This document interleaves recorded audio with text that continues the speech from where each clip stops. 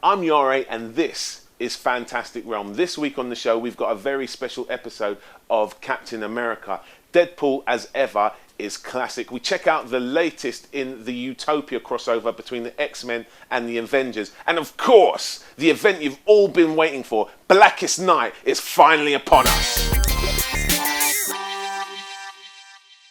This is Captain America 601. Now, essentially what we've got here is a fill-in issue. But if you're going to do a fill-in issue, this is the way to do it. They've teamed Ed Brubaker up with classic Marvel artist Gene Colan, who's had a career that's basically spanned 6 decades and drew the final Captain America cover of the 1940s.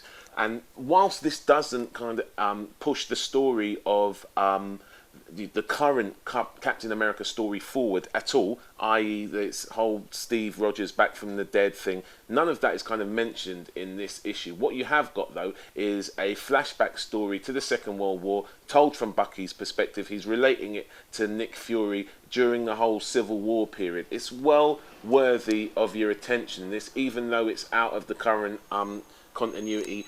And I think, we'll probably be back to like normal service next month. But for the moment, check this out. It's Captain America 601. It's on the shelves this week. This is Dark Avengers number 7. It picks up the Utopia storyline that started in the one-shot a couple of weeks back. And essentially what we've got is Norman Osborn having more wranglings in the mutant community. And there's some good kind of points to this book. There's a nice little run-in with Scott Summers, who actually shows a bit of backbone. It's really, really cool. And Emma Frost starts to get the first inklings that actually Norman Osborn isn't going to be doing mutants as right as she might hope. It's kind of a bit late for her. You'd expected her to have a bit more of a clue, being a telepath and all of that. But if she gets there, it's all good in the end. This is well worth checking out. If you haven't been, you're only 2 parts into Utopia so far, so you could probably catch up quite easily. This is Dark Avengers number 7. It's out this week. This is Deadpool number 12, and the ongoing battle between Deadpool and Hawkeye, or Bullseye, if we're going to be entirely accurate, continues. And the way it's resolved in this is so funny, it's just totally unexpected. If there's a funnier book going on at the moment, then I'm not entirely sure what it is. I don't want to blow it for you. If you haven't seen it already, you definitely need to check this out. Deadpool number 12 on your shelves this week. It's scary like hell, but there's no doubt we can't be alive in no time. But now it's just another shot to the heart. It's just a short shot in the dark. It's just another place in the stars. Wonders on every side. Life in marvelous time. Life in marvelous time. This is Titans number 15, The Return of Tempest, and basically we see Tempest's return to Atlantis and what's been going on there and what happened with his family, and a little bit of setup stuff for Blackest Night. This is probably one of the final Blackest Night preludes that's going to come out. It's pretty good stuff.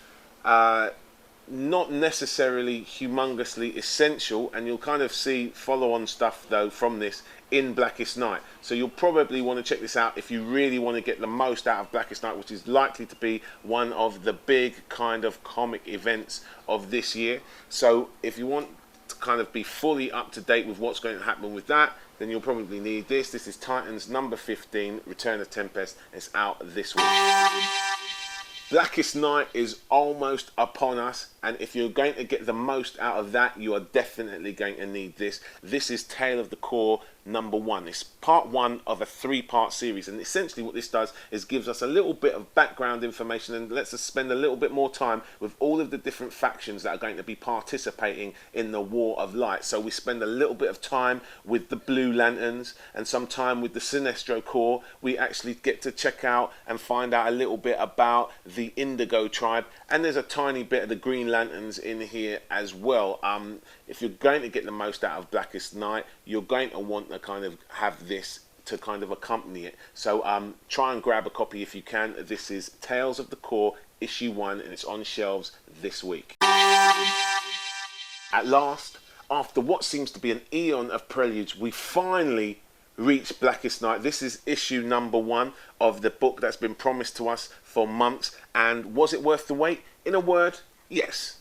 This is just epic stuff. It's spanning the entire DC universe. There's already huge amounts of characters popping up in this, but it's not that sort of, oh, they've been shoehorned in. Because they've set it up so well and they've taken the time to kind of do it, everybody seems to be there for a purpose. And it's epic, it's huge, it's deeply disturbing and frightening as well. I mean, this is going to be a great crossover event. Now, in the past, I've kind of felt that maybe DC don't do these sorts of big crossover events as well as Marvel, but this sets up at least as well as Secret Invasion did, if not better, and I think ultimately could be the big crossover event of this year. So if you haven't got this, do grab yourself a copy, because it's going to be one of the major comics of 2009. This is Blackest Night. It's out this week, and I'm not going to tell you any more than just read it. It's awesome.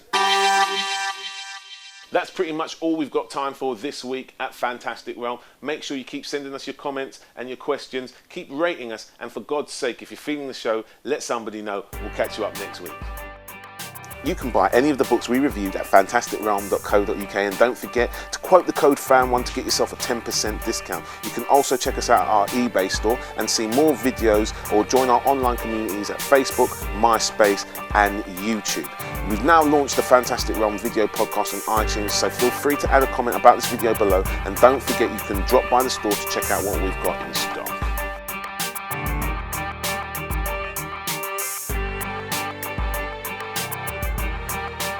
This is Titans number 15, The Return of Tempest, and we see the story of Tempest returning to Atlanta. Atlanta. What am I talking about? He doesn't return to Atlanta. He's not a hip-hop star. That's not how it works.